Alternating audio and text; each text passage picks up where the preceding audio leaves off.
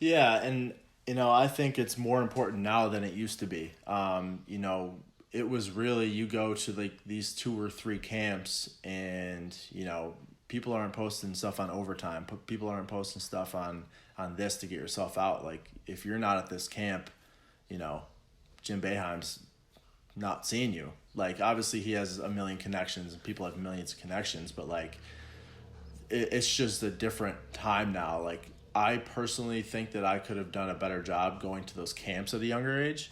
Um, but I think now, like now is a generation of trainers. Now is a generation of, you know, AAU and videotaping everything and sending it to 500 people, and then you get that one person who gives you a full scholarship, and that seems to be what it's all about nowadays. And it's funny because some of these Twitter accounts are saying, if you don't have your first offer by the time you're in ninth grade, then you're a nobody. And it's like that's just so not true. But like especially back when I was a kid and when I graduated high school 2012, like 2008, that didn't matter. Like no one had a like I don't care who you were. Nobody had scholarships at that age for a sport like basketball or football. Maybe it's a little different in lacrosse from what I've heard, but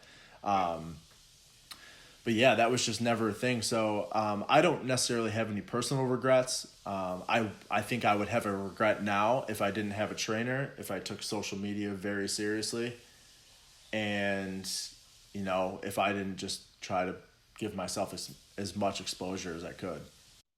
Right. I think there's a lot of similarities in a lot of sports, especially recruiting. Like lacrosse wise, kids always ask me, they're like, what should I do to get recruited? And it's like such an open-ended question. Like Yeah. there's so many different things, different for one person. You're in a hotbed area, you're not. Is there anything that you sort of tell kids and in terms of putting themselves in the best position possible? You talk about social media, going to the right camps. Uh, is there more to it? I guess if you want to elaborate.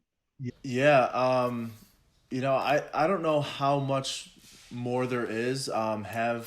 Have a coach really vouch for you and have them reach out to coaches. There's a million ways to go about getting recruited. I mean, obviously the biggest thing is performing, and you have to be put in a situation where you can perform.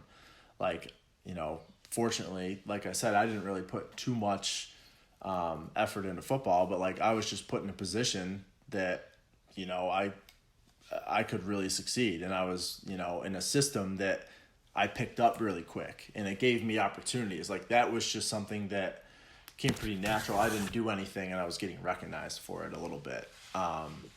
But like I don't know how much more there is. Like nowadays, you just got to be. If you're tougher than everybody, you're just gonna separate yourself alone because kids nowadays are just soft, and that's just kind of the truth. And then again, it's more and more, and I'm talking more about basketball. Like we get film all the time, and it's just like, who is this person stinks? Like who are they? But guess what? If you send that to 2,000 coaches, it takes one coach to think they don't stink, and it says, Right. wow, this person might be a piece. So just due diligence, recording everything and blasting it out there. Like it's funny to see these kids that, I used to work in a little travel basketball program, and it says, hey, I'm Mikey and I'm class of 2027. It's like, oh my Yeah. God, like you're in fifth grade, like you're putting that on your Twitter. But like in reality, like he's going to have 9 years of, of video. It's And crazy. it's like, that's just something that was never a thing. Right.